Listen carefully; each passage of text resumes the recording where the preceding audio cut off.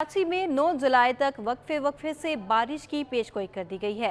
Director general महकमा मौसमियात का कहना है कि कराची वाले उम्मीद रखें कि मूसलाधार बारिश भी देखेंगे। मानसून का हालिया स्पेल 3 से 4 रोज तक बरकरार रहेगा। इस दौरान शाम और रात में कहीं हल्की और कहीं तेज बारिश मुतवक्के है।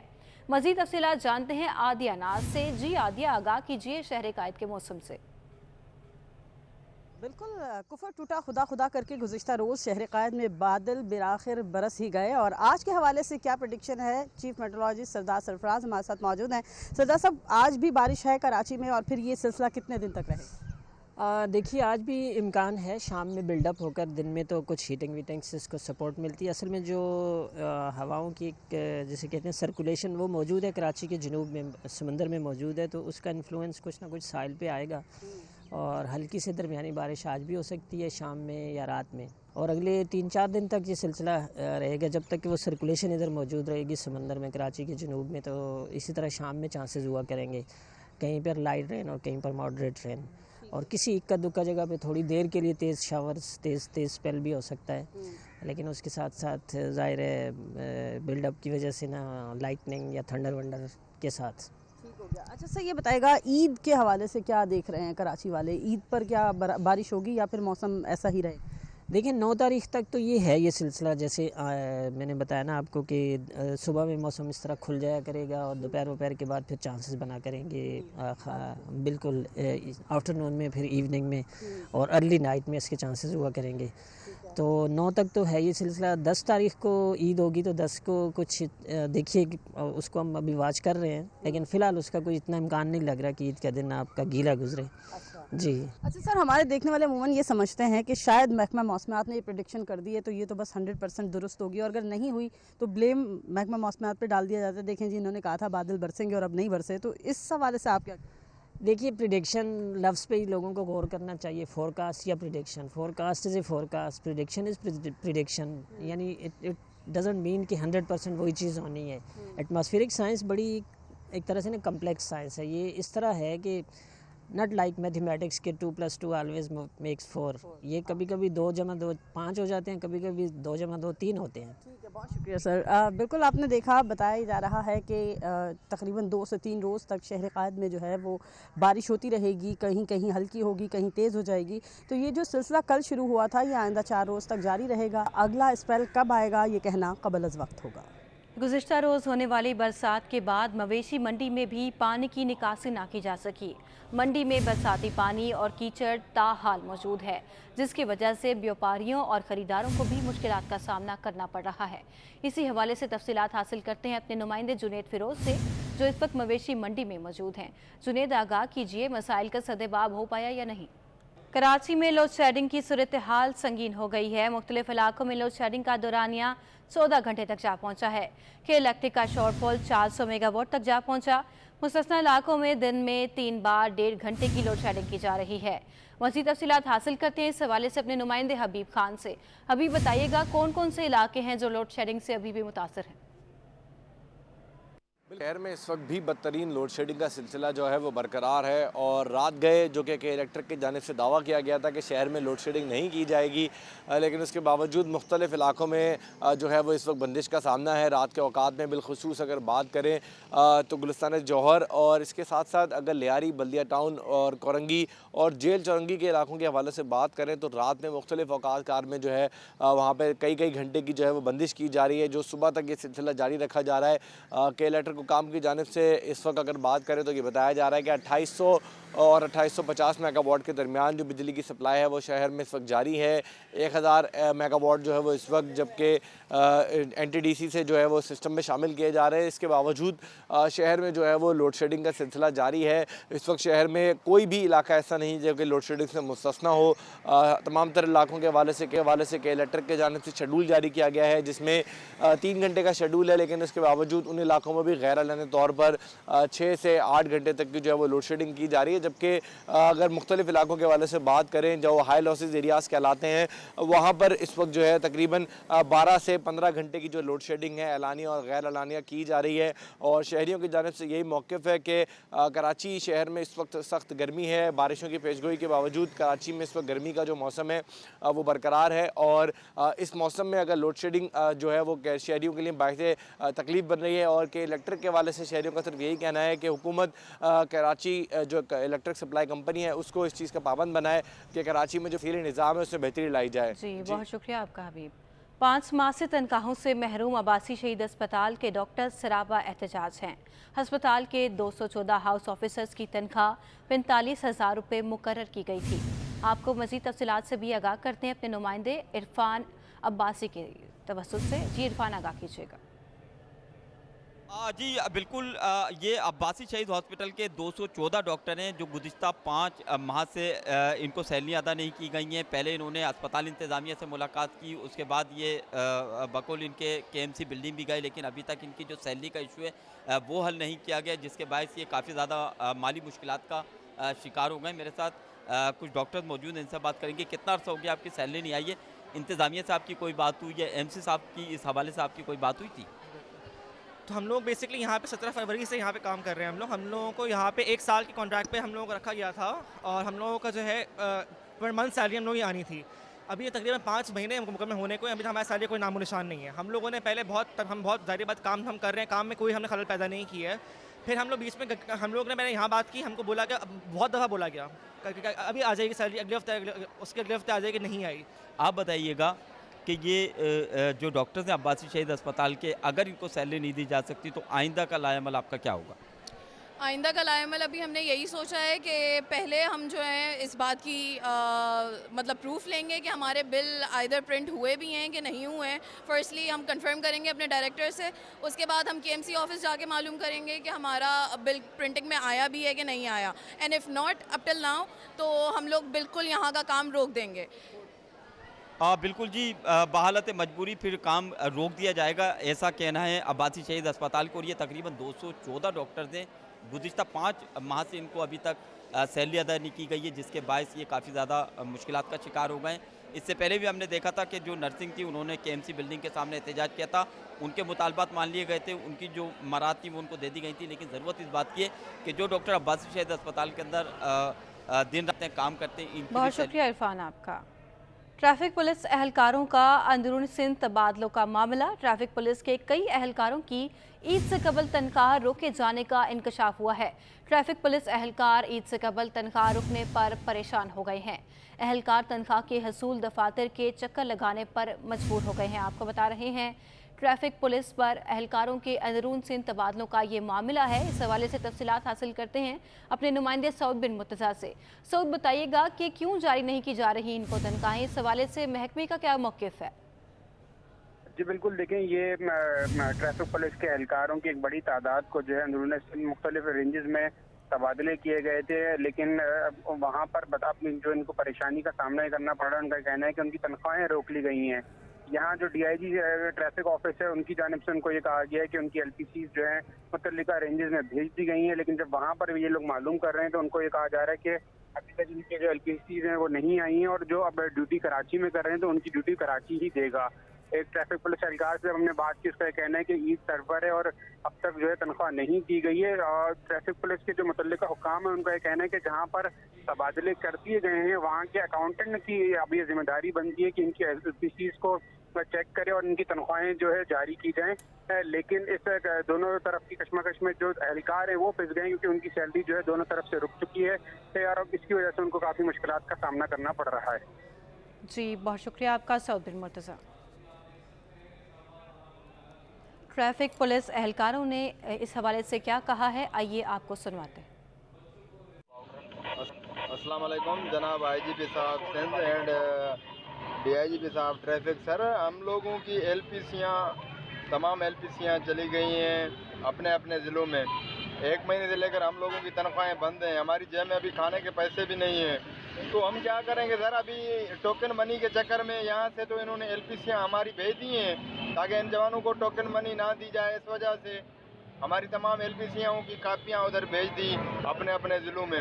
वहाँ अपने ज़िले वालों ने हमारी एलपीसीयाँ एक्सेप्ट ही नहीं की हैं। वो बोल रहे हैं कि ये कॉपियाँ हैं और ये अधूरा काम है। इन्होंने इस चक्कर में भेजी ताकि इनको टोकन मनी ना मिले जो जवान यहाँ पे नौकरी कर रहे हैं। सर हमें 5-5 साल हो गए यहाँ नौकरी करते हुए, क्या 5 सालों में एक टोकन मनी भी हमारा हक नहीं बनता है? उस एक टोकन मनी की वजह से हमारी एलपीसी आप लोगों ने वहाँ भेज दी है अपने ज़िलों में। उस चक्कर में हमारी सैलरी भी बंद हो गई है। अभी ऊपर से ईद आ रही है, ईद के खर्चे हैं, कुर्बानी के खर्चे हैं। तो क्या सर हमें बच्चे नहीं है, हमें घर नहीं है? खुदारा हमारे लिए कुछ सोचा जाए, हमारे लिए कुछ किया जाए। हमें वैसे तो हिदायतें दी जाती हैं कि पब्लिक के साथ अच्छा सलूक करें, पब्लिक के साथ अच्छा चलें, और आप लोग पब्लिक के लिए कितनी सहूलतें पैदा करते हैं, उनको कितनी सहूलतें देते हैं। क्या हमारा हक नहीं है? हम आपके जवान नहीं हैं, हम नौकरी नहीं करते हैं? रहनुमा MQM बाबर गोरी की 7 साल बाद वतन वापसी पर कराची एयरपोर्ट पर गिरफ्तारी। साबिक वफाकी वजीर की बेटी ने सिंध हाई कोर्ट का दरवाज़ा खटखटा दिया। वालिद की गिरफ्तारी के खिलाफ तौहीन अदालत की दरखास्त दायर कर दी। समाअत कुछ देर बाद इस हवाले से मुतवक्किल है। बाबर गोरी के वकील ने भी छपे हुए मुकदमात की तफसीलात के लिए अदालत से रुजू कर लिया है। बाबर गोरी तमाम तर मुकदमात का सामना करेंगे, ऐसा उनके वकील का कहना है। आपको बता रहे हैं, रहनुमा MQM बाबर गोरी 7 साल बाद वतन वापस आए और कराची एयरपोर्ट पर उनकी गिरफ्तारी हो गई। साबिक वफाकी वजीर की बेटी ने सिंध हाई कोर्ट का इस हवाले से दरवाज़ा खटखटा दिया। वालिद की गिरफ्तारी के खिलाफ तौहीन अदालत की दरखास्त दायर कर दी है और समाअत जो है कुछ देर बाद मुतवक्किल है। तफसीलात हासिल करते हैं अपने नुमाइंदे बिलाल अहमद से। बिलाल, आगाह कीजिए इस हवाले से। जी, बाबर गौरी की गिरफ्तारी का मामला है। बाबर गौरी की बेटी की जानिब से एक आईनी दरखास्त सिंध हाई कोर्ट में दायर की गई है। गुलाम शबीर शाह एडवोकेट हैं जो सिंध हाई कोर्ट पहुंच चुके हैं और कमरा अदालत में मौजूद हैं। जस्टिस मोहम्मद इकबाल करोड़ की सरबराही में 2 रुकनी बेंच है जो कि बाबर गौरी की गिरफ्तारी से मुतल्लिक दरखास्तों की समाअत करेगा। 2 दरखास्तें हैं। एक तो 2 मुकदमात में जमानतें हासिल की गई थी बैरून मुल्क से वापसी गिरफ्तारी या खदशे के पेश नज़र। उनमें 5 अगस्त की तारीख खत्म हो चुकी थी और उसमें तौसीक के लिए इस्तदा की गई है अदालत से। और एक और दरखास्त आईनी दरखास्त नई दायर की गई है जिसमें ये मौक़िफ़ इख्तियार किया गया है कि बाबर गौरी को इस बात का खदशा है कि चूँकि अभी तक सिर्फ उनके खिलाफ 2 मुकदमात थे, लेकिन जो ब्लाइंड केसेस होते हैं, ब्लाइंड FIRs होती हैं, उनमें से किसी भी FIR के अंदर बाबर गौरी को नामजद किया जा सकता है, गिरफ्तारी दायर की जा सकती है। गुलाम शबीर शाह ये अदालत से इस्तदा करेंगे कि अगर बाबर गौरी को गिरफ्तार करना है तो उनके खिलाफ जितने भी मुकदमात हैं उनकी तमाम तफसीलात भी अदालत में पेश की जाएं। इसके साथ ही उनको किसी भी अदालत की इजाज़त की मर्जी के बगैर किसी ब्लाइंड FIR में गिरफ्तार ना किया जाए। जी, बहुत शुक्रिया बिलाल अहमद आपका। MQM रहनुमा और साबिक वफाकी वजीर बाबर गोरी को किस केस में गिरफ्तार किया गया, तफसीलात सामने आ गई हैं। बाबर गोरी को गुज़िश्ता शब वतन वापसी पर एयरपोर्ट से गिरफ्तार किया गया। बाबर गोरी को 2015 के मुकदमे में गिरफ्तार किया गया है। FIR साइड सुपर हाईवे थाने में दर्ज की गई थी। मुकदमे में शामिल तमाम दफात दहशतगर्दी की हैं। FIR में ज़मीरुल हसन, कैफुल वरा और आरिफ एडवोकेट, कामरान अहमद, कामरान उस्मानी, जमाल और वसीम कुरैशी का नाम भी शामिल है, जबकि ख्वाजा इज़हारुल हसन, वसीम अख्तर, कमर मंसूर और रेहान हाशमी, फारूक सत्तार, खालिद मकबूल सिद्दीकी, रऊफ सिद्दीकी, रशीद गोडेल और सुलेमान मुजाहिद बलोच, सैफ यार खान, असलम तैयब हाशमी के नाम भी शामिल हैं। दूसरी जानिब फैसल सब्जवारी, रजा हारून, नसरीन जलील, आमिर खान, शुएब बुखारी को भी केस में नामजद किया गया था। मुकदमे में 200 नामालूम अफराद को भी शामिल किया गया है। मुलजिम बाबर गोरी को ईस्ट जोन डिस्ट्रिक्ट मलीर में रखा गया है। बाबर गोरी को इंसदाद दहशतगर्दी अदालत में पेश किया जाएगा।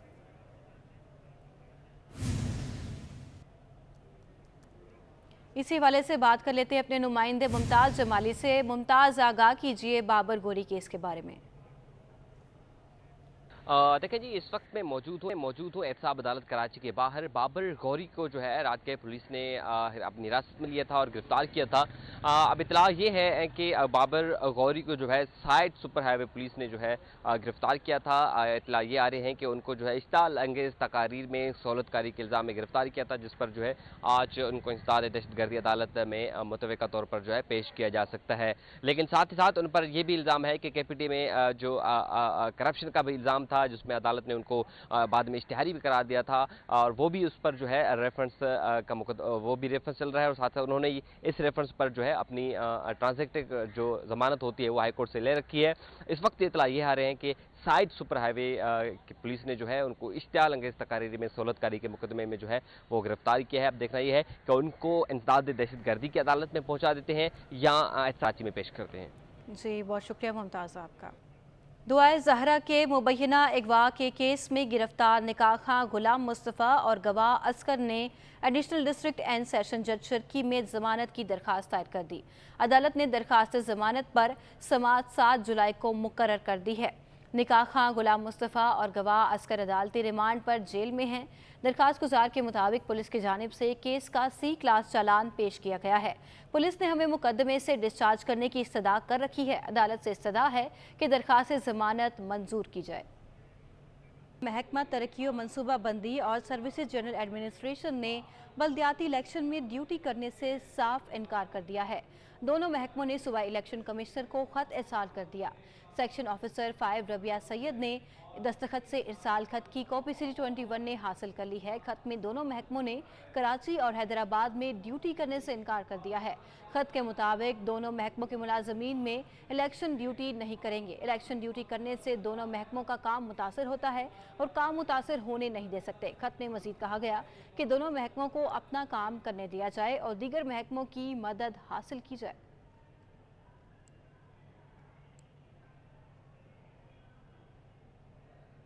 ईद उल अज़हा करीब आते ही मसाला जात की कीमतों में इजाफा हो गया। कंपनियों ने अपनी मसनूआत की कीमतों में 5 से 20 रुपए तक का इजाफे का ऐलान कर दिया है। तफसीलात जानते हैं इस हवाले से अपने नुमाइंदे बसीम इफ्तिखार से। जी बसीम। जी बिल्कुल, बकरीद करीब आते ही जो तैयार मसाले हैं या फिर खुले मसाले हैं उनकी कीमतों में इजाफा हो गया। तो दूसरी जानिब मुख्तलिफ जो कंपनीज़ हैं उन्होंने भी जो है वो अपने मसालों की कीमतों में इजाफे का ऐलान किया है। तकरीबन जो साशे पैक है उसमें भी तकरीबन 5 रुपये के इजाफे का ऐलान किया है। जो छोटा डब्बा है उसमें तकरीबन 10 रुपये इजाफे का ऐलान किया और बड़ा डब्बा जो है तैयार मसाले का कंपनियों का उसमें 20 रुपये तक का इजाफे का ऐलान किया गया है। मैं इस वक्त मौजूद हूँ शहाबुद्दीन मार्केट में। हम मालूम करते हैं शहाबुद्दीन मार्केट के सदर मोहम्मद असलम से, जो कि होलसेलर भी हैं, रिटेलर भी हैं। इनसे जानते हैं कि मसालों की कीमतों में कितना इजाफा हुआ है। जो शान कंपनी है वो अब तक पुराने माल दे रही हैं, लेकिन वो ये हमें बता चुकी हैं कि अब शाशे के ऊपर जो है 5 रुपये बढ़ेंगे, जो आधा किलो गोश्त के लिए होता है, और जो 1 किलो गोश्त के लिए है उसके ऊपर बढ़ेंगे 10 रुपये, और जो उससे ज़्यादा होता है 2 किलो का बढ़ेंगे 20 रुपये। उनका कहना ये है कि गरम मसालों की कीमतों में खास इजाफा हो गया है, इसलिए ये बढ़ाना ज़रूरी है। पहले कितने के बिकते थे ये तैयार मसाले? 800 के थे, अब 1000 के हो गए। असल मेन वजह यह है कि जो इसका इंग्रेडिएंट है वो गरम मसाला है। मिर्ची है, धनिया है, बड़ी इलायची है, दालचीनी है, छोटी इलायची है, इन सब चीज़ों से मिलकर जो बनता है। जब वो चीज़ें बढ़ जाएंगी और बढ़ जाएंगी। जी बिल्कुल, ये थे शहाबुद्दीन मार्केट के सदर, जिनका बताना है कि जो मुख्तलिफ कंपनीज़ हैं उन्होंने अपनी जो प्रोडक्ट्स हैं उनकी कीमतों में 5 रुपये से लेकर 20 रुपये तक के इजाफे का ऐलान किया है। और इसके साथ साथ अगर हम खुले तैयार मसाले की बात करें तो जो कि पहले 800 रुपये फी किलो तक में दस्तियाब थे, अब वो भी जो है तकरीबन 200 रुपये इजाफे से 1000 रुपये किलो पर पहुँच गया है। बुनियादी तौर पर वजूहत ये हैं कि मसाले जो है वो इम्पोर्ट किए जाते हैं, तो इस वजह से जो है वो डॉलर की कदर कीमत में हमने देखा है मुसलसल इजाफा देखने में आया था, तो जिसके नतीजे में इन मसालों की कीमतों में हम इजाफा देख रहे हैं। और बकरीद आते ही जो है वो मुनाफाखोर सरगर्म होने के साथ साथ उन्होंने जो है वो मसालों की कीमतों में इजाफा कर दिया। बहुत शुक्रिया बसे। गैस बहरान के बारे में बात कर लेते हैं। शहर कायद में गैस बहरान में कमी ना आ सकी। मुख्तलिफ रिहायशी इलाकों में अब तक गैस प्रेशर में कमी की शिकायत बरकरार हैं। लियारी, बल्दिया टाउन समेत मुख्तलिफ इलाकों में रात 11 से सुबह 7 बजे तक सप्लाई मुअत्तल रहती है। गुलशन इकबाल, गुलिस्तान जौहर, शाह फैसल और मलीर में रात 11 से सुबह 6 बजे तक गैस बंदिश की शिकायत बरकरार हैं। लियारी, बल्दिया टाउन, कायमखोनी कॉलोनी, इतिहाद टाउन में दिन भर गैस प्रेशर में कमी रहती है। कमर्शल सार्फिन भी गैस सिलेंडर्स का इस्तेमाल करने पर मजबूर हैं, जिनका कहना है कि कारोबारी अखराजात में दुगना इजाफा हो गया है। शहरियों का कहना है कि हुकूमत सुई गैस कंपनी को गैस की सप्लाई का पाबंद बनाए।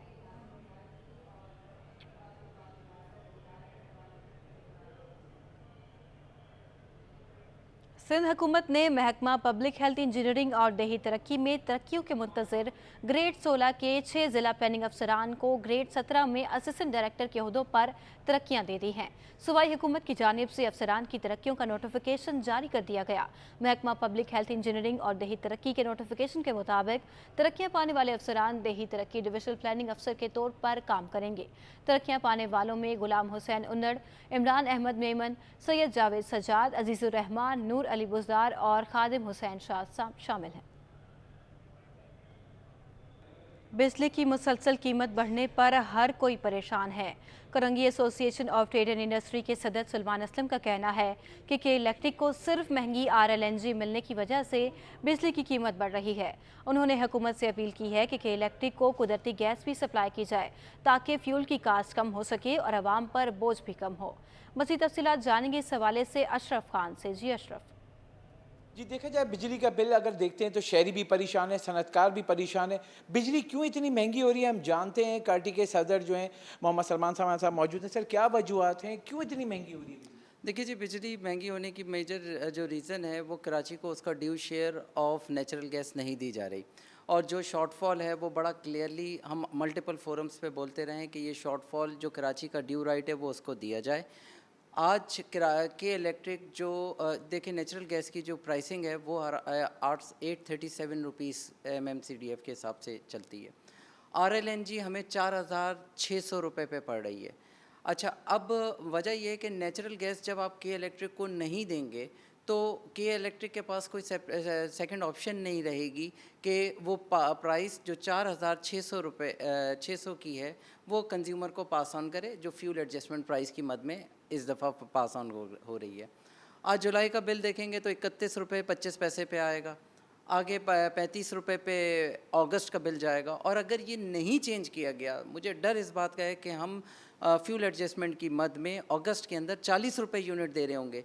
इस 40 रुपये यूनिट या 35 रुपये के यूनिट पे कंसीडरिंग के ग्लोबल इकोनॉमिक डाउनटर्न है, इन्फ्लेशन बहुत हाई रॉकेट पे हाई डिग्री पे है, इंडस्ट्री सरवाइव करने की पोजीशन में ही नहीं रहेगी। सलमान साहब हम देखें लोग कह रहे हैं कि बहुत सारी जो क्योंकि हम जो सोशल मीडिया पे देख रहे हैं कि लोगों को निकाला जा रहा है इंडस्ट्री से, क्या सूरत हाल है, क्या हकीकत है? तो अगर देखें इंडस्ट्रियां बंद होंगी और बंद हो रही हैं, और आने वाले वक्तों में अगर कोई इमीडिएट स्टेप नहीं लिया गया तो इंडस्ट्रियां बंद होंगी।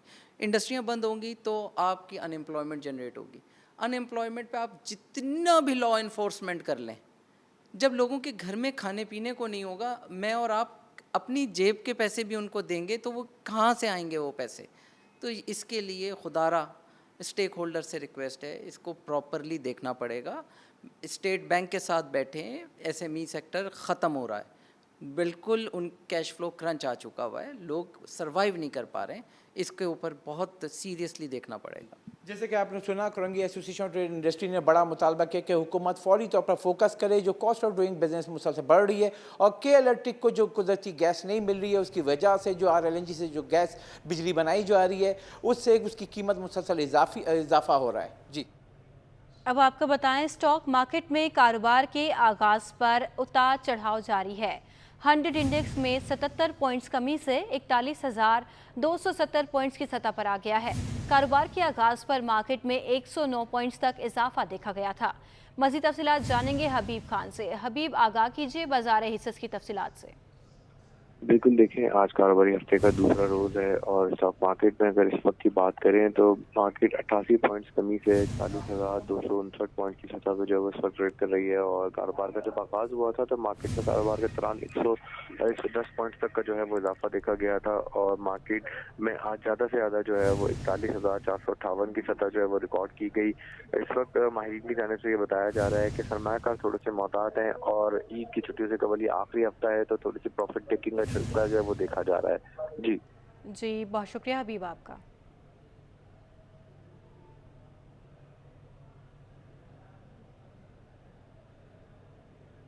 आपको बताएं, भारतीय मुसाफिर तैयारे ने कराची एयरपोर्ट पर हंगामी लैंडिंग की है।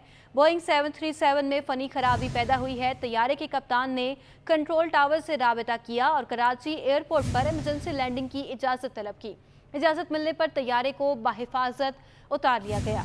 आपको बता रहे हैं भारतीय मुसाफिर तैयारे ने कराची एयरपोर्ट पर हंगामी लैंडिंग की है। तफसीलात जानेंगे इस हवाले से समर अब्बास से। समर, आगाह कीजिएगा इस बारे में। हाँ जी बिल्कुल, देखें ये कराची इंटरनेशनल एयरपोर्ट पर 9:17 पर इंडियन एयरलाइन की परवाज 738 ने इमरजेंसी लैंडिंग की है। एविएशन जराये ने बताया कि Indian spice jet Boeing 738 Delhi से दुबई जा रहा था। इंजन से ऑयल लीकेज होने पर कप्तान ने जो है कंट्रोल टावर से इमरजेंसी लैंडिंग की इजाज़त तलब की, जिसके बाद इन्हें इमरजेंसी लैंडिंग की इजाज़त दी गई। तैयारे में 138 मुसाफिर सवार हैं जिन्हें ट्रांजिट लाउंज में मुंतकिल कर दिया गया है, जबकि एविएशन जराये का कहना है कि इंजीनियर जो है वो तैयारे की खराबी दूर करने की कोशिश कर रहे हैं। अगर जो है तैयारे की जो खराबी है, फनी खराबी, वो दूर कर दी गई तो तैयारे को जो है उड़ान की इजाज़त दी जाएगी। ताहम अगर जो है खराबी दूर नहीं हुई, मुतबादिल फ्लाइट का इंतजाम किया जाएगा। ताहम दूसरी जानिब जो मुसाफिर थे 138 तैयारे में सवार थे, उन्हें ट्रांजिट लाउंज मुंतकिल करके जो है उनको जो है खाने की अशिया फराहम कर दी गई हैं। जी समर अब्बास, बहुत शुक्रिया आपका। इसी के साथ ही ये बुलेटिन अपने इख्तिताम को पहुंच